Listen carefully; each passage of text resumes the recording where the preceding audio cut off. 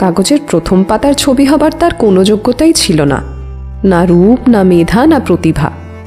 সে ছিল নিতান্তই সাধারণ মাপের একজন, সাধারণ উচ্চতার, সাধারণ বুদ্ধির, গায়ের রং মাঝারি। আমরা সঠিক জানি না, হয়তো কোনো চাকরিও ছিল না তার, হয়তো সে ছিল কোনো এক বৃদ্ধ দম্পতির একমাত্র ভরসা। তবু সেই একদিন খবরের কাগজে কাগজে প্রথম পাতার খবর হয়ে, ছবি হয়ে পৌঁছে গেল আমাদের বাড়ি বাড়ি। অবশ্য মুখোমুখি দাঁড়ানো ছবি নয়, আকাশের দিকে চেয়ে চিত হয়ে শুয়ে থাকা ছবি, নাকের ফুটোয় তুলো।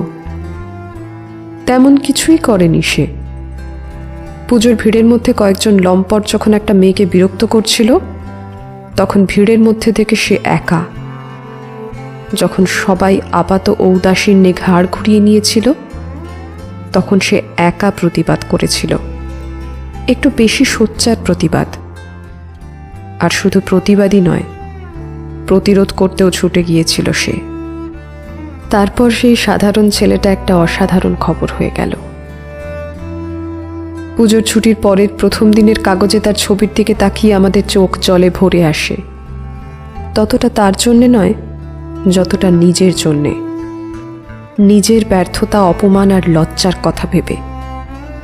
বেলা বাড়লে সকাল 9টার সাইরেন যখন খুঁয়ার থেকে তাড়িয়ে বার করে আমাদের, যখন আমরা ছুটতে থাকি, ওকে টপকে ছুটতে থাকি আর মাঝে মাঝে নিজের রক্ত নিজেই চেটে খাই, যখন মিনি বাস বাসের ঘাড়ের ওপর দিয়ে, বাস ট্রামের ঘাড়ের ওপর দিয়ে তেড়ে যায়, তখন সেই ছেলেটার কথা হঠাৎ মনে পড়লে আমরা একটু থমকে যাই।